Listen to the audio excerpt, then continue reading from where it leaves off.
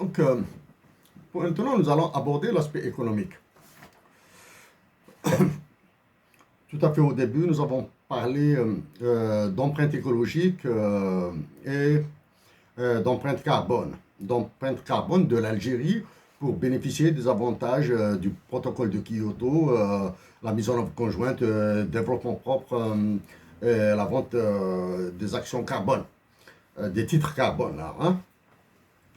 Marché de Chicago, le marché de Montréal. Nous avons parlé aussi de la participation de la nation algérienne dans l'effort universel de protection de la nature et de l'environnement. Dans nos mots maintenant, nous allons inclure, inclure les pays voisins qui utilisent le franc CFA, le Mali et le Niger. Nous allons utiliser, bien sûr, penser à tous les pays qui sont dans un processus d'extermination par le franc CFA. Processus d'extermination. Bien sûr, nous éviterons de rentrer dans les détails de l'empreinte écologique et l'empreinte carbone. Nous les avons abordés il y a assez longtemps de cela. Voici, ça c'est une photo satellite de Google. Donc c'est l'Algérie, le Mali, le Niger, la Libye. Qu'est-ce qu'il y a d'autre ici? Le Sahara occidental, le Tchad et la partie nord du Burkina Faso. Donc le Maroc est ici, là, hein. Le Maroc est ici et il est concerné. Bon, maintenant ça c'est une image, une carte géographique de l'empreinte écologique de l'Algérie, d'un organisme un peu plus spécialisé. C'est pas d'un organisme, d'un service secret américain. D'un service secret américain qui a été déclassifié. Ce sont des documents déclassifiés des services secrets américains. Vous voyez ici, juste la mention ici, là, hein. Là, en vert, unclassified. Et la même chose ici, unclassified, c'est-à-dire ils sont d'utilisation publique. Donc c'est la même image, vous voyez le jaune qui est là et le jaune qui est là. Donc ici, nos compatriotes d'Algérie et tous les Africains qui utilisent le franc CFA, nous pensons au Mali, au Niger, au Tchad, à la Libye, à la Mauritanie, au Maroc, pas le Maroc bien sûr, pas la Mauritanie, hein, ceux qui utilisent beaucoup plus le franc CFA, donc qui doivent participer à l'effort de la protection de la nature et de l'environnement. Donc ça c'est pour la nature que nous avons abordée à plusieurs reprises, hein, à plusieurs reprises. Tout à fait au début, nous avons parlé de l'évolution de notre pessimisme vers l'optimisme dans le cadre de nos compatriotes d'Algérie, dans le cadre de notre patrie, l'Algérie. C'est-à-dire maintenant, notre pessimisme évolue vers l'optimisme, hein. C'est un optimisme un peu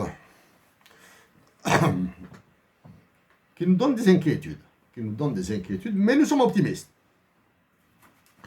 Dans la précédente intervention, nous avons parlé de notre inquiétude sur la non-action, sur le silence du Fonds monétaire international. Récemment, nous avons reçu un bulletin d'information de la Banque mondiale qui est très intéressant dans le cadre de l'Algérie, hein, non spécifique à l'Algérie, mais qui est très intéressant à l'Algérie. Voici le dernier compte rendu du FMI. La consultation de 2021 au titre de l'article 4 des statuts du FMI, qui disent, c'est un communiqué du 4 octobre 2021, hein. Il dit leurs inquiétudes.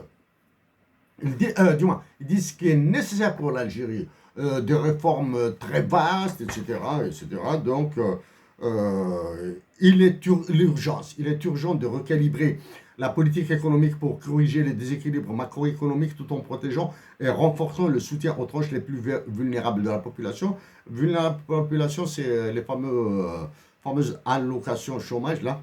Et, euh, et la transition de l'Algérie vers un nouveau modèle de croissance requiert la mise en œuvre d'un vaste ensemble de réformes structurelles. Hein. C'est-à-dire, il faudra radicalement changer la structure de l'économie algérienne, dont les mesures visant à améliorer la gouvernance économique, hein. C'est-à-dire la pression des organisations internationales sur l'Algérie, et à favoriser l'émergence d'un secteur privé dynamique et la création d'emplois. Donc voici, nous l'avons traité auparavant, hein, c'est-à-dire pour l'analyse économique de ça, euh, il faut y aller vers nos interventions précédentes. Tenons, en plus de l'Algérie, du Maroc et de la Tunisie, nous nous adressons aux nations africaines qui vivent l'extermination par une extermination sournoise, pernicieuse, par le franc CFA. Nous répétons pour ces nations que l'ECOWAS, c'est la CEDEAO. L'UMOA sont des organisations terroristes. Voilà. On passe ça maintenant. Hein. On va passer. Il est temps de vous réveiller et d'exiger la sortie de la zone CFA dans l'extrême urgence. Vous allez vivre un tremblement de terre qui vous rendra très, très, très heureuse. Nous parlons des nations. Le tremblement de terre que vous vivrez vous fera vivre un bonheur inouï, celui d'avoir votre propre monnaie, sachant que la monnaie est une identité. Donc, dans le cas de l'Algérie, ceux qui prennent la décision publique maintenant sont en train de détruire la nation algérienne, ses ressources naturelles, son environnement. Ils sont en train de le détruire. Sommes-nous tentés par appeler à un soulèvement populaire ou des manifestations? Jamais, jamais, jamais. Parce qu'il s'agit d'un problème entre Algériens, d'une situation que nous vivons tous, qui demande de la résistance, qui demande de la dignité, qui demande de l'intelligence dans l'action. De l'action pacifique. L'intelligence avec une amazirité retrouvée, recouvrée. Voilà. Tant pis. Maintenant, nous allons venir vers un exemple très simple. Notre vie d'enfance a été marquée par certains événements sociaux. Amidaï et Ami Salahat Nerhmarbi sont deux hommes qui nous ont aidés beaucoup. Enfants, 6 ans, 7 ans. Ils nous prenaient sur leur âne de Boujlil à Tarouza, là où nous avions habité temporairement. Tarouza, c'est le lieu dit où se trouve notre lopin de terre. Amidaï et Ami Salah étaient des pauvres, autant que notre père. Ils avaient des lopins de terre. Ami Salah avait un petit lopin de terre à côté du nôtre.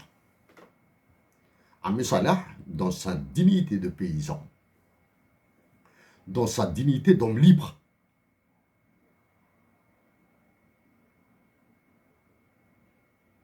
dans sa dignité amazir, dans sa foi en Dieu,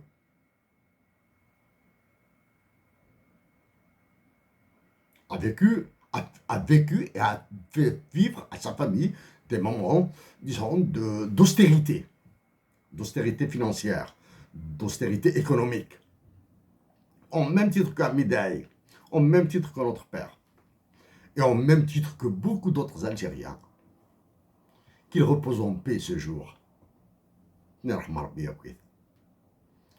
Mais Amidaï et Ami Salah, Amidaï et Saada, Ami Salah, ont une valeur indescriptible dans notre cœur. Ces deux hommes ont gardé leur lopin de terre. Ils n'ont jamais été tentés par la vente de leur lopin de terre. Maintenant, nous laissons le soin à leurs enfants, petits-enfants, de dire quelle est la valeur qu'ils donnent à l'héritage de Hamida et de Ami Salah.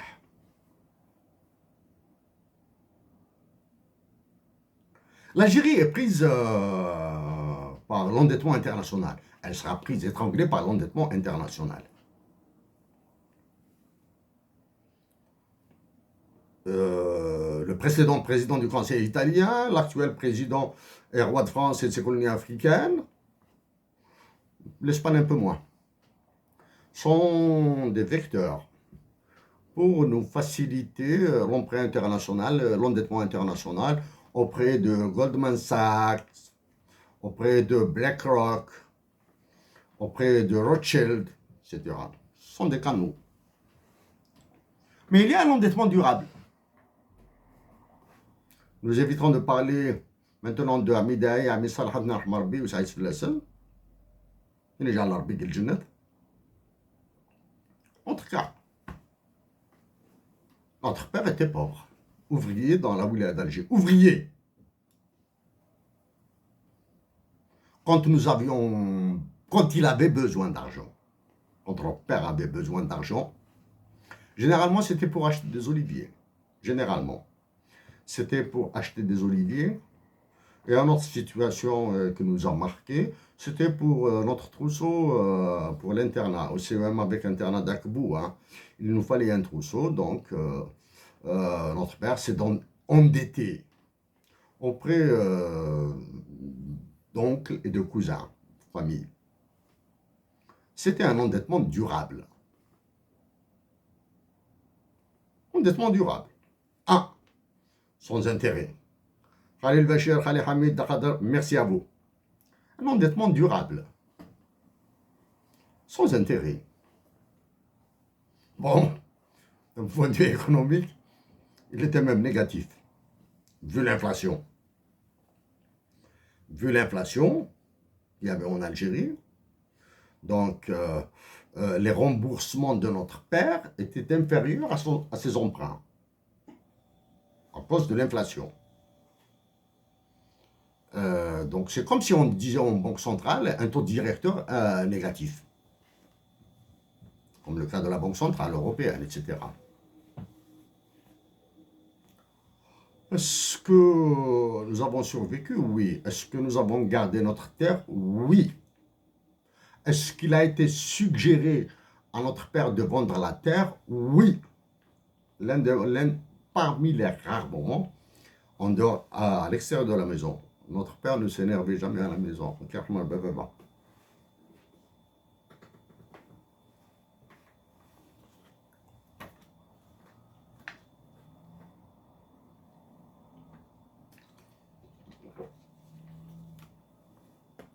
C'est un endettement durable.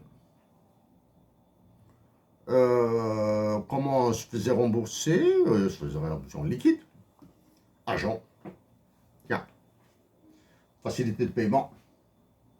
Facilité de remboursement. Voilà, partage, on va dire comme ça. Donc comme ça. Et se faisait rembourser par l'achat de l'huile d'olive que nous récoltons jusqu'à ce jour de nos oliviers à Fabza. Donc la famille prenait de l'huile d'olive de chez nous, de chez Ima. Chez Ima, donc prenait de l'huile d'olive fraîche, neuve, de qualité certaine, à un tarif légèrement inférieur à celui du marché. Un autre travail. En été, notre mère achetait du poivron et du piment qu'elle préparait, qu'elle faisait sécher, etc. Et bien sûr, qu'elle moulait, moudre. pour produire الفلفل المتعباس poudre. Elle donnait, revendait de ce poivron, de ce piment transformé aux épouses de nos oncles, de Khalil Hamid, de Khalil Bachir et d'autres.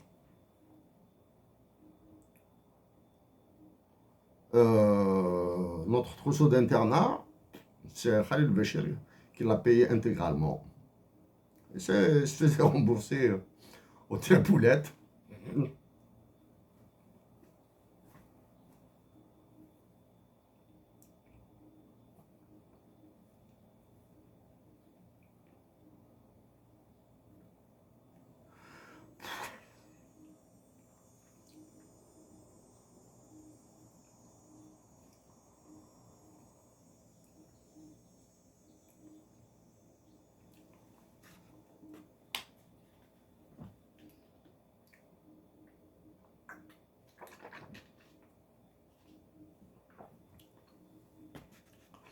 À l'épouse de Khalil Bachir.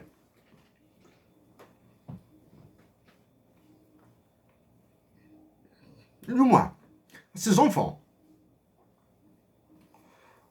Aux enfants de Khalil Bachir et de son épouse. Et d'autres, bien sûr.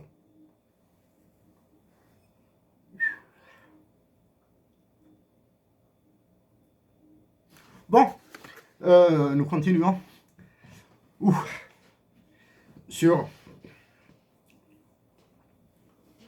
Sur l'économie. Donc,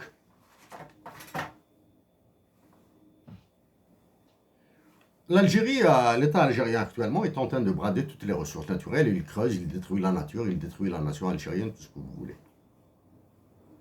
Les dirigeants africains des pays français, enfin, c'est encore pire. C'est encore pire que ce que fait l'État algérien. L'État algérien de généraux complètement à la dérive totale. D'un soi-disant président de la République qui ignore tout, absolument tout de ce qu'il dit, même si nous répétons la légitimité démocratique, la légitimité populaire et constitutionnelle sont les clés pour l'élection d'un président de la République, même si c'est un homme de théâtre, comme le cas de l'Ukraine. S'en fout. Démocratie totale, des droits de l'homme, alternance au pouvoir, voilà. Parce qu'il y a des chefs d'État qui n'ont pas fait l'école et qui ont dirigé merveilleusement bien leur pays. Donc, les pays de la zone CFA, les dirigeants, nous vous le disons d'une manière très simple, naturelle, sans méchanceté, mais avec gravité. Nous l'avions dit auparavant. Vous pouvez demander à la Fédération de Russie, à la Chine, au Japon, de vous doter d'une banque centrale et d'une monnaie autonome. D'une monnaie autonome. D'une monnaie nationale. Autonome de la France. Vous pouvez le demander. Vos nations seront heureuses. Et vous allez transformer la série de coups d'État que vous êtes en train d'organiser là en acte patriotique. Et vous aurez, bien sûr, la décence de quitter le pouvoir après ça. La décence. Même si vous quittez le pouvoir maintenant, les futurs dirigeants sont avisés que l'indépendance monétaire est sine qua non, est vitale. Est vitale. Le roi de France et de ses colonies africaines, c'est des chiffres très légers. Hein. Ce sont des chiffres très légers que nous allons lire rapidement pour vous, interpréter pour vous. Dans la zone euro et dans l'Europe du Sud, l'unique pays qui souffre du déficit de la balance commerciale est la France. C'est la première.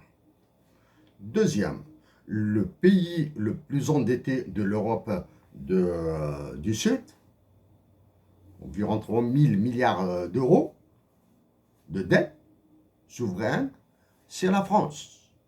Donc, en venant, en faisant capituler Alger,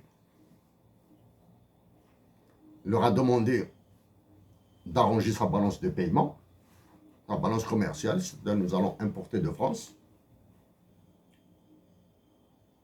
Et Alger, à Alger, les cocos d'Alger là, ont été incapables de lui demander le remboursement de 3 milliards de dette que l'Algérie, de la créance que détient l'Algérie sur la France. On est chier. Il y a ces graphiques que nous allons aborder après. En 1827, les Juifs d'Algérie ont vendu du blé à la France.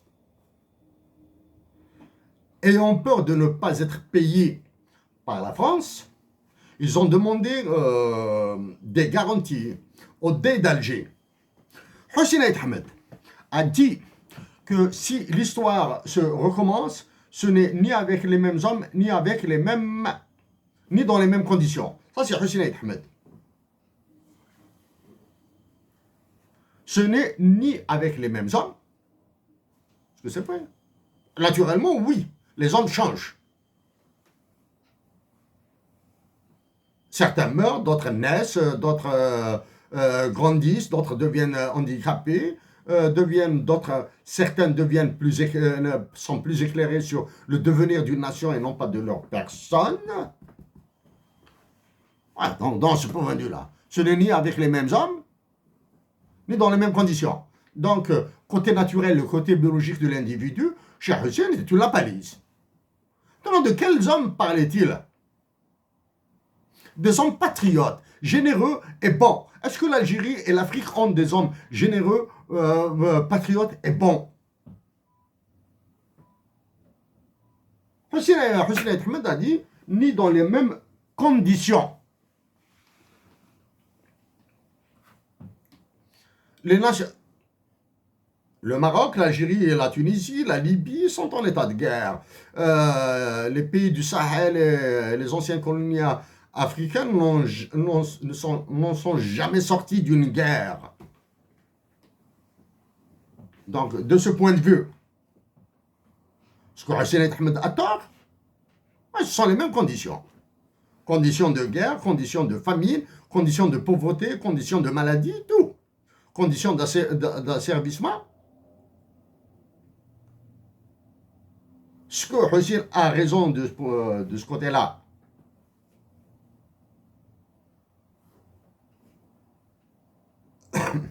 La réponse, c'est de dire ce que Hossein a tort. De répondre à la question, est-ce que Hossein a tort?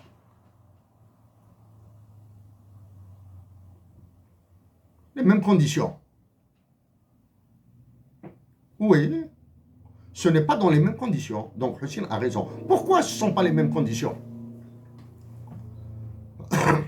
Parce que nous sommes dans un monde multipolaire. Nous sommes dans un monde multipolaire. Alors que durant la guerre d'Algérie, le monde était bipolaire. URSS et les USA. Avant la bipolarité, il n'y avait aucun pôle. Il y avait quelques puissances économiques, comme l'Espagne, le Portugal. Et regardez ce qu'elles sont devenues, ce que nous sont devenus ces pays. Voilà. Les mêmes conditions. Donc, les conditions ont changé. Le monde est devenu multipolaire. Les nations, les peuples comprennent mieux, mais réagissent mal. Comprennent mieux les enjeux mondiaux, les enjeux nationaux, les enjeux régionaux, mais réagissent mal.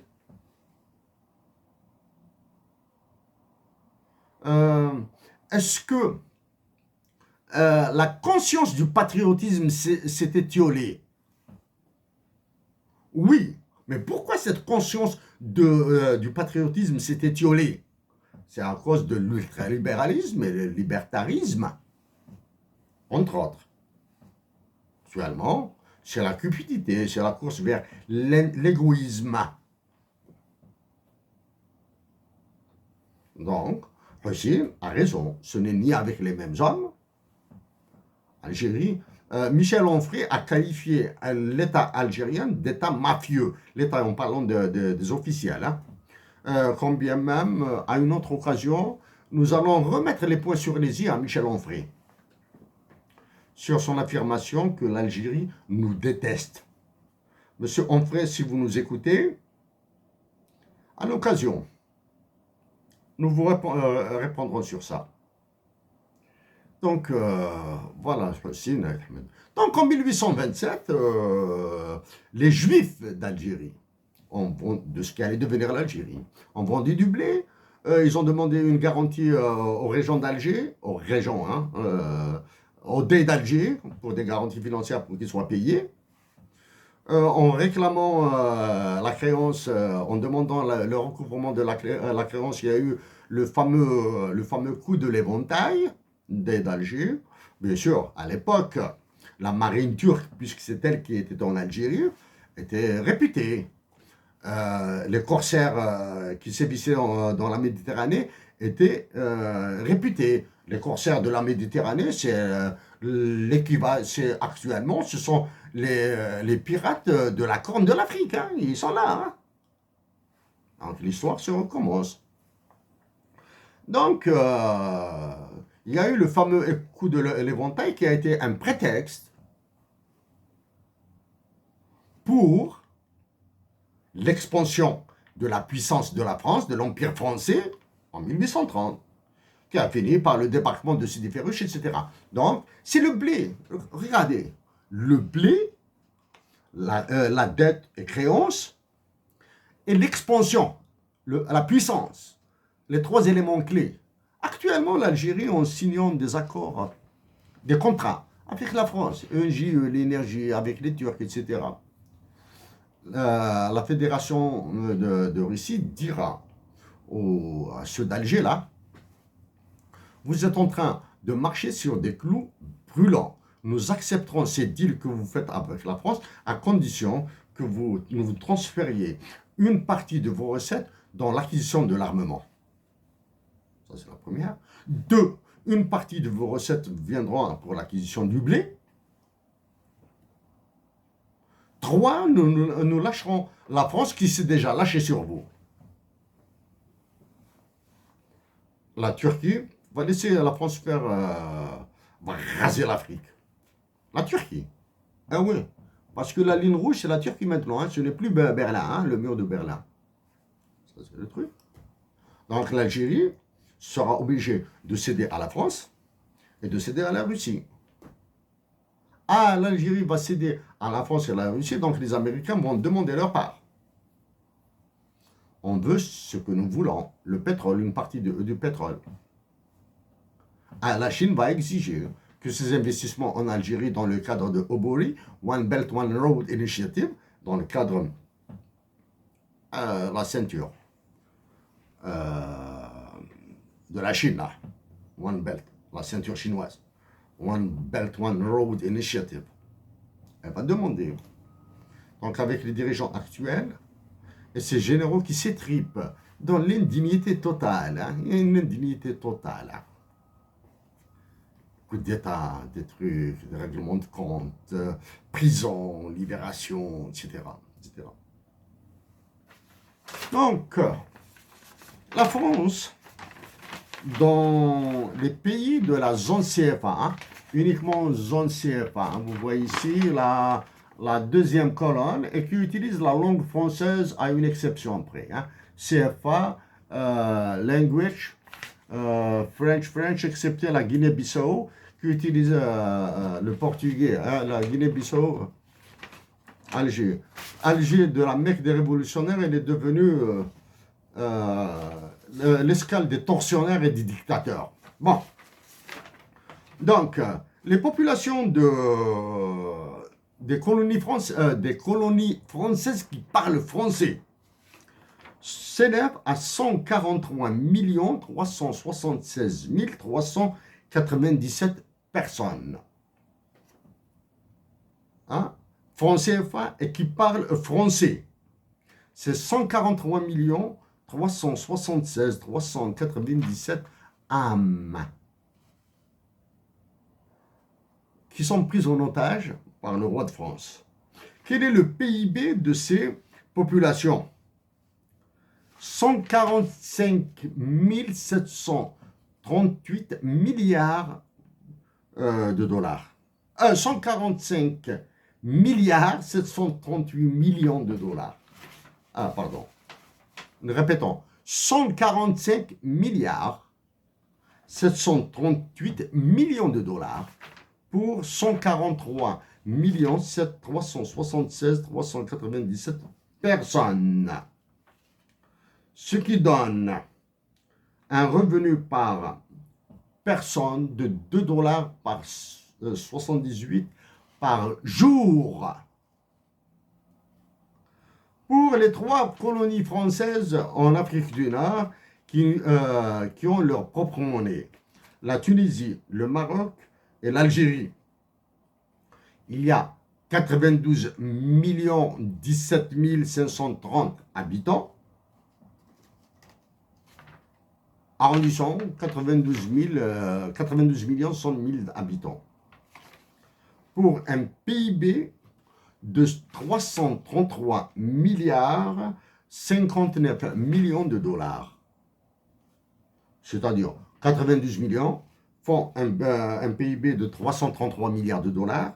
143 millions font 145 milliards.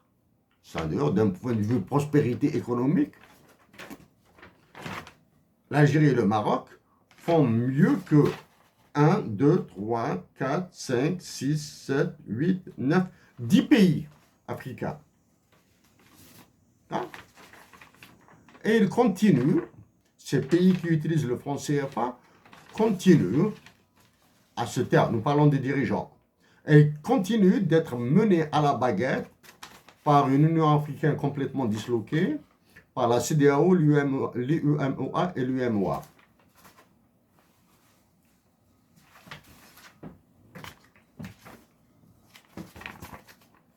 Statistiques de Eurostat, ce sont les dernières disponibles.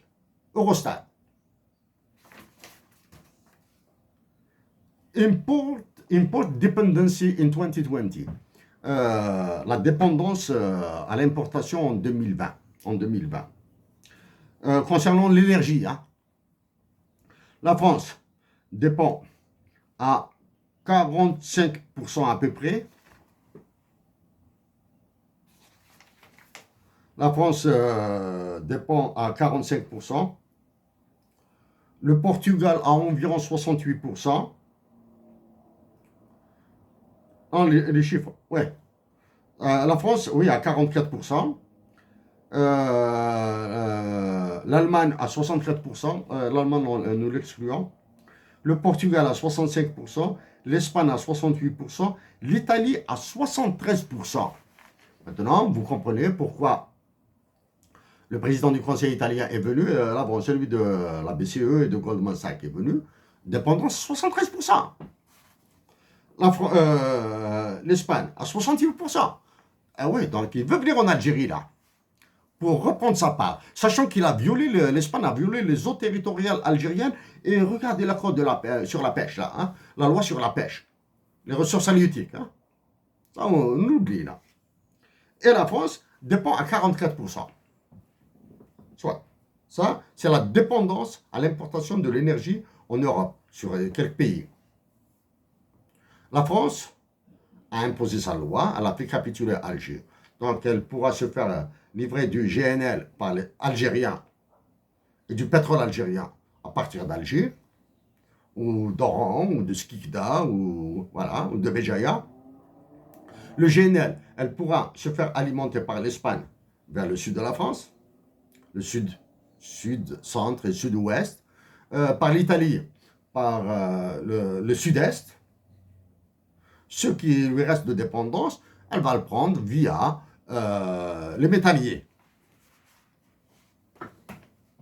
Elle va prendre les métalliers dans l'opacité la plus totale concernant les prix et les quantités. Voilà. Et dans l'opacité, dans la clarté la plus totale sur la destruction de l'Algérie.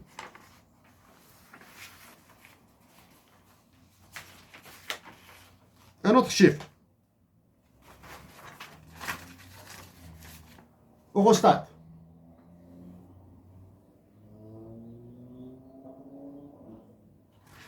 La France dépend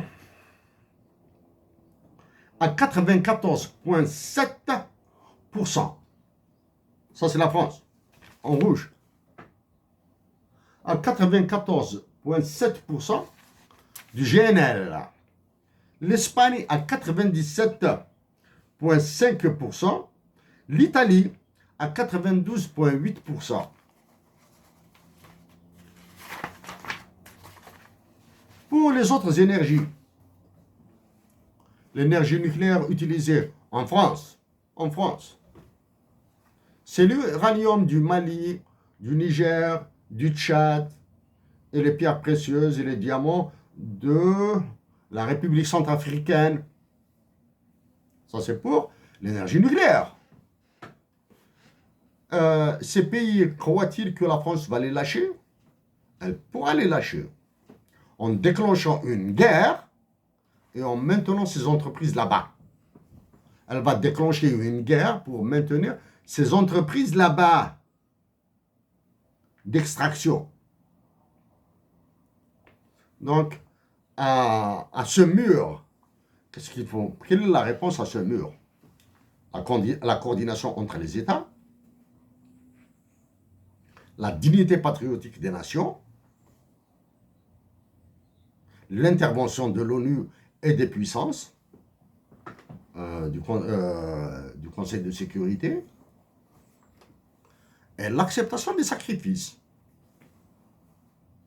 Donc maintenant, le dernier élément, l'État algérien nous bassine avec ces histoires d'augmentation de la balance courante, etc., avec les pays voisins. Nous nous inscrivons radicalement contre le commerce international utilisant le franc CFA avec le Mali, le Niger, le Tchad, tous ces pays-là. Nous interdirons tout commerce international avec ces pays au moyen du franc CFA. Nous opterons pour le troc. Il est hors de question pour nous de lâcher les populations du Mali, du Niger, notre nation africaine. Les Algériens d'avant les ont aidés à se libérer de la France. Les Algériens de maintenant doivent les aider à demeurer en vie. Donc le troc. Ainsi, nous éviterons le trafic frauduleux, la mafia du franc CFA. Nous rendrons ces nations plus riches parce que le troc sera basé sur des prix amiables, sages et durables. Le troc a été pratiqué par le Maroc et le Sénégal. Du moins, des Marocains et des Sénégalais ont pratiqué le troc le long du fleuve Sénégal.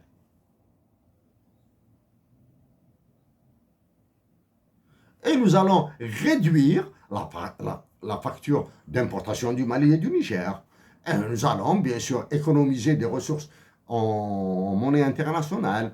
Nous allons remettre la pression sur le roi de France et ses colonies africaines. Parce que toutes les pressions qui s'exercent sur les nations africaines vont s'exercer sur la nation française. Chers compatriotes d'Algérie, chers compatriotes d'Afrique, sagement, lucidement,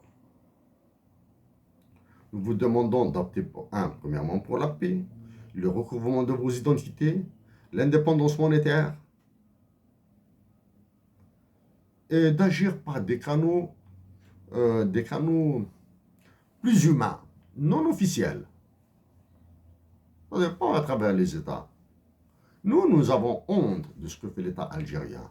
Nous avons honte de ce que font subir comme indignité et humiliation à la nation algérienne, par ricochet, alors que aux yeux de la communauté internationale, actuellement la nation algérienne est digne et résistante.